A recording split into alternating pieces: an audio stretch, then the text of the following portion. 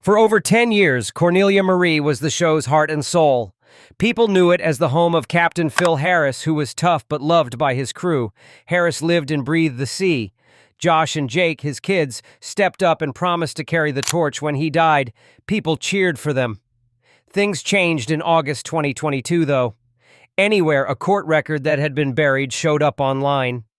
At first, it looked like just another old court case. But as more was learned, it was clear that Josh Harris had been keeping a very bad secret for 24 years. A crime that was so upsetting and sad that it really shook fans to their core. In just a few days, Discovery got rid of all traces of Cornelia Marie from its shows. Then came streaming services that pulled whole seasons almost overnight. So, what did Josh really do? The start. When it was made in 1989, the Cornelia Marie was at Horton Boats in Bayou Labatt in Alabama. Labatt was a small, salty town where ships were built. Each weld was the result of generations of skill. The town had launched hundreds of boats over the years, including shrimp boats, trawlers, and crabbers. It was known for its hard-working yards and experienced builders. The Cornelia Marie wasn't just another job, though. It was the end of an age. This was the last big business project that famous shipbuilder Elmo Horton was in charge of. His name is still remembered with respect in Gulf Coast maritime circles. The Cornelia Marie was made to do well in the Bering Sea. It has a heavy steel frame, a wide beam, and a long, smooth deck. From bow to stern, it was 128 feet long, and the beam was 28 feet wide. It sat deep and steady, with a draft of just over 11 feet. It was made of heavy steel and was designed to handle the rough conditions of the Bering Sea. Everything about it, from the heavy weight it carried to the strengthened hull, was made to last. It had real speed below deck. 2 Cummins. The Cornelia Marie's QSK-19M diesel engines gave it the power to break through waves and get away from storms that were coming. The boat could go as fast as 14.5 knots, which is fast for a boat of that size and type. Each engine had 750 horsepower. In short crab seasons, that speed was important because time was running out. Other boats slowed down, but this one went faster. The Cornelia Marie was built with fuel tanks that can hold 28,500 gallons and freshwater tanks that can hold 3,500 gallons. It could stay out at sea for weeks at a time without having to come back to port, which was very helpful when trying to meet goals in the tough and always changing world of Alaskan crabbing. It became a real rival when it got that range. In other boats, the amount of fuel had to be weighed against the number of crabs, but this one could go farther and fish longer. Out in the Bering Sea, time is of the essence, and weather can cut you off from help for miles. Being able to take care of yourself could mean the difference between making money and losing it, or between staying alive and dying. At the time, it cost $2.5 million to build, which was a huge investment, but the risk paid off. The Cornelia Marie quickly became known for more than just its strength. It was also known for being efficient, reliable, and able to carry heavy loads in the roughest seas on Earth. The boat's name was unique and set it apart from the others in the fleet. Ralph Collins, who ordered it to be built, didn't pick a mythical person or a lovely phrase like a lot of other captains do. It was named for his wife, Cornelia Marie Collins. This was an honor for working together. Cornelia didn't just sit there and watch. She worked in the business right next to him, taking care of finances, logistics, and all the other things that keep a boat going that you can't see. It was a sign of respect to name the ship after her. Cornelia stayed a part owner even after they got divorced. The name was stuck on the ship the whole time. It was more than just paint and letters by that point. And in the end, millions of people would know the name. The Cornelia Marie was easy to spot with its sparkling blue hull, clean white trim, and big yellow flags flying proudly. The boat stood out with a look that was both classic and easy to spot, whether it was docked in Kodiak, waiting out in Dutch Harbor, or pushing through the water. It wasn't just paint, though. The Cornelia Marie met the worst of what the Bering Sea had to give right from the start. It looked for king crab, opilio crab, salmon, and herring. Each season brought new risks. The waves here were some of the roughest in the world, but this boat was made to handle them. The Cornelia Marie could last longer than many of its competitors because it has huge fuel tanks and a lot of liquid storage space. Other people had to go back for supplies, but it kept fishing. In a sport where time is of the essence and gaps are very small, this helped the boat earn a reputation for being one of the toughest on the water. The Cornelia Marie's first crew was made up of both experienced sailors and newbies. Some were interested in the thrill, the risk, and the big money that could be won. Others were barely getting by, wanting to get away from their past or start over. No matter what, they all had to deal with the same terrible conditions. Without notice, icy waves hit the bow and soaked everything in the bitter cold. The wind howled through the sails like a warning that no one could ignore. It was a risk every shift. A man could fall into the water and drown with just one wrong step. The Cornelia Marie kept going, though, trip after trip. In 2005, when the Big Valley went down in the icy darkness, killing many, the Cornelia Marie joined the frantic search for survivors. One man was found living in the wreckage, but that mission left a mark. That kind of work helped Cornelia Marie's name stick. It wasn't just a boat made to haul crab. The boat was already famous among people who lived on the edge of the world long before cameras came along or it became famous. The Cornelia Marie had become a star in its own right by the 1990s and early 2000s. Its length was increased by 22 feet during a big renovation, which made it able to hold 100,000 pounds of crabs. The boat could now bring in more than 300,000 pounds of crab in a single trip when it was full. Other boats had a hard time during bad weather or gave way under pressure, but the Cornelia Marie stayed strong. It was successful because people worked hard, made smart decisions, and made decisions often. All of these things would make the boat great for reality TV one day. Phil Harris was at the center of that story. He joined in the early 1990s, worked hard, and eventually became a part owner. By 1998, he was in charge as captain. The phase of change. Phil Harris was very tough, very demanding, and very loyal to his crew. He looked out for the men on the Cornelia Marie like family, and was there for them in every storm, injury, and long night on the tracks. He had a strong connection to that boat. It went on for more than 20 years, and made Cornelia Marie who she is today. A small town in Washington called Bottle was the start of his trip. There he learned how to fish with his father when he was 8 years old. He quit high school when he was 17 years old. It's interesting that he went crab fishing for money.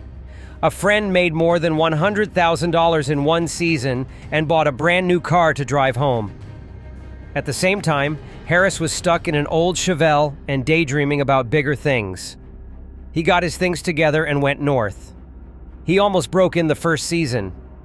He didn't make anything and quit once. But Harris came back with a point to make after the captain made fun of him for leaving.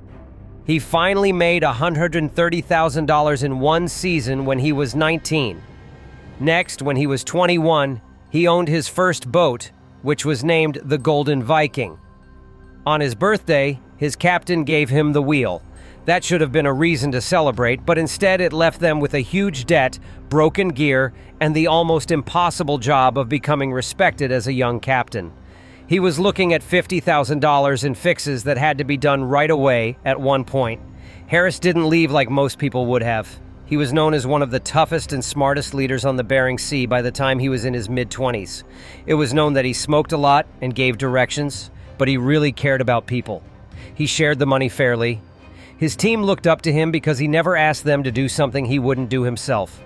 A lot of them kept coming back season after season, even when the sea was at its worst. The rest of his life was a different story. There have been 2 divorces and problems with drug abuse. There were some things he did badly, but he gave his all to the boat and the people. He couldn't sleep at night because he thought that when the crab pots were empty, his team might not get anything. He just couldn't agree with that. The Cornelia Marie went through a lot of changes while Harris was in charge. The boat was taken apart into 4 parts and made 22 feet longer during a big repair. That made it possible to hold 100,000 pounds more crab. Josh and Jake, his kids, joined him on deck, making the Cornelia Marie more than just a fishing boat. Something big took place in 2005. Season 2 of Deadliest Catch picked the Cornelia Marie as one of only 4 boats that would be shown in full. The job of the producers was hard. There were more than 250 boats in the Bering Sea, and they all wanted the best. They got down to about 89 on the list by the end. Because it caught so many fish and because of Captain Phil Harris, the Cornelia Marie stood out. At first, Phil wasn't sure. He didn't like the thought of cameras following his team around. He was afraid that shooting would get in the way, slow things down, or even worse, catch something that should have been kept secret during a dangerous situation. Discovery Channel wanted a boat that would work, but Phil wanted to keep the focus on fishing and keep his crew safe. In any case, the time was right. That year, there were big changes in the business world. The old crab season was like a race, but the new system of individual fishing quotas took its place. The chaos slowed down, but the bar was raised. The boats that were chosen had to be the best ones. The Cornelia Marie had worked hard to get into that exclusive group. When Phil brought his kids Josh and Jake on board, it was a brave move. It gave the show a whole new level.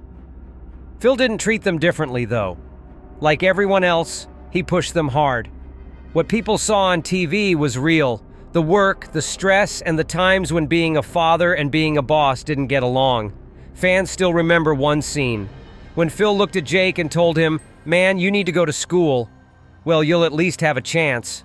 The cameras watched as the brothers learned how to crab fish, and they didn't stop even when Phil's health started to get worse. People had seen him work, lead, suffer, and love. A big reason why people liked Phil was that he was honest.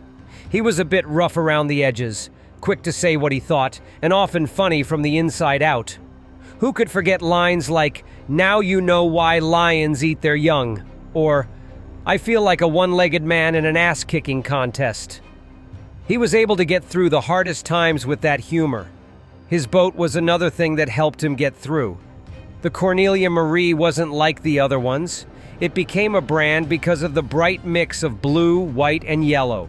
People who liked the show bought hats, shirts, mugs, and even small model ships. Like seeing an old friend, people posted pictures of it every time they saw it in port. The picture never lost its power, even when it changed hands or was taken off the show for a while. It also helped that the boat had a lot of them. The Cornelia Marie caught big fish right from the start. It was one of the best boats during the rough season of 2005. Phil worked hard, staying out longer, racing other runners, and following storms. He was able to do it because of the boat. It's 128 feet long and could hold almost 300 tons of crab. That meant they spent more time pulling in pots and less time going back to port. It was more than just good TV. They showed how skilled and hardworking the crew was. They made Phil go very far. But there was another story going on. Both Phil and his battle with addiction were bigger than life. It wasn't just the captain barking orders from the wheelhouse. He was the one who always had a cigarette lit between his fingers. Everything was shown on the show. Some people smoke a lot, make a lot of coffee, and stack Red Bull cans like fuel cells. He was slowly dying from something that looked like it was part of him. Phil had a lung aneurysm at sea in 2008. That should have been the moment of truth. The doctors begged him not to do it. Phil's crew and kids begged him to quit, but he didn't. He didn't give up the drinks or the stress. Phil had a huge stroke in 2010 when he was 53 years old. The Harris family was cursed with addiction, which was a bad thing. At that moment, everything changed. On January 29, 2010, Phil quickly passed out while the crew was unloading crab. It was a huge stroke. His team quickly sent out a radio call for help. The EMTs came right away. The closest major hospital was hundreds of miles away from St. Paul Island, which was very far away. They made Phil stable, set up an airlift, and flew him to Anchorage. His crew and kids were shocked as Phil was flown away to fight for his life. The cameras caught every second and every frantic radio call. It brought up tough issues. Should the world see such pain? Discover worked closely with the family, but Phil couldn't say yes or no. The Harris boys said it was okay. It was important to them that people knew the truth to honor their dad.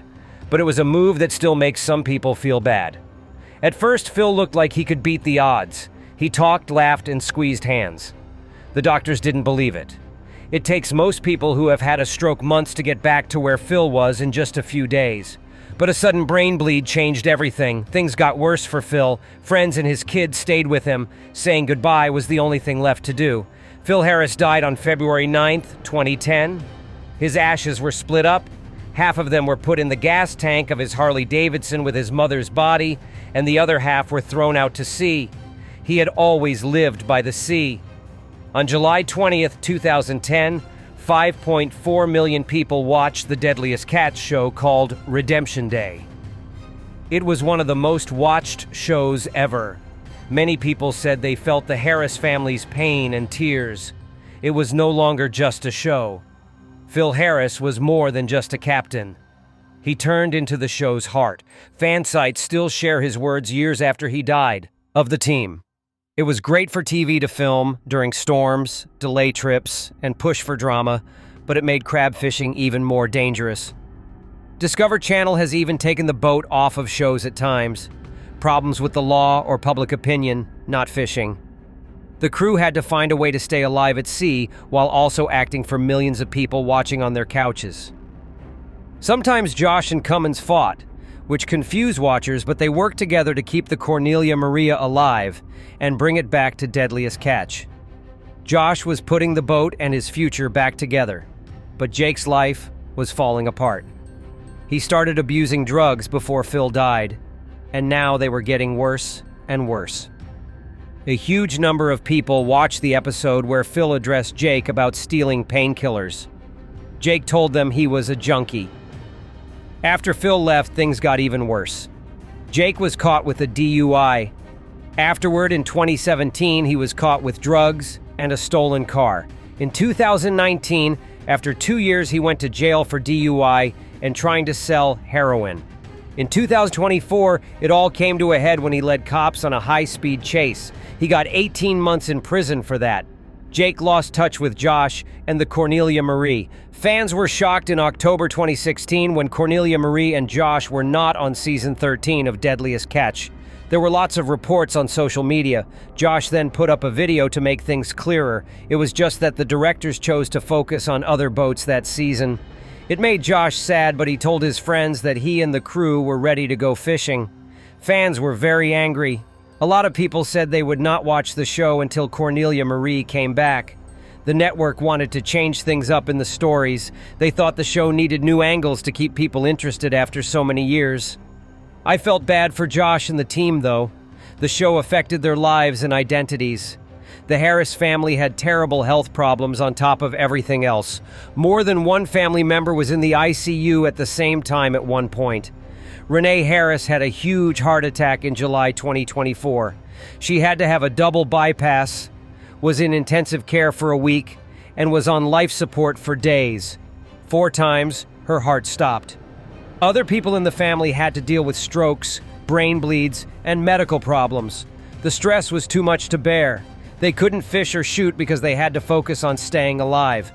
Fans came together to help them and sent them money and gifts. The loss of Captain Grant Harris, Josh's grandpa, made things even worse. Following Josh's loss to Phil, this second loss was very painful. It was hard for Josh to live up to 2 generations of leaders while he was fighting his own battles. He has been honest about the fact that he has sadness and anxiety. Those losses did fuel his drive, though. To honor his dad and grandpa, he decided to keep the Cornelia Marie story alive. The people who worked on Deadliest Catch became more than just camera operators during and went to jail for 9 months. Besides that, he had to go through rehab for 2 years. A lot of people thought the sentence was too light for what was done. This dark past was kept secret for more than 20 years. Fans were angry and hurt when they found out the truth. They didn't understand how such a major crime could have been overlooked. Discover moved quickly after the news got out. Streaming sites in the US, Canada, and other places no longer have old episodes. Even ads and promotional tweets were taken down. The network didn't want to be connected to the incident. Fans had different thoughts. It was praised that Discovery acted quickly, but some people were sad that the Cornelia Marie was no longer on their TVs. For all of this, Casey McManus paid a price, even though he wasn't guilty. Discover cut ties with both Josh and Casey when they broke up with Josh. Because of no fault of his own, his contract wasn't extended, and he was no longer on the show. Fans thought it wasn't fair. People have always looked up to Casey, but he got caught in the storm. Cornelia Marie began a new story in 2024.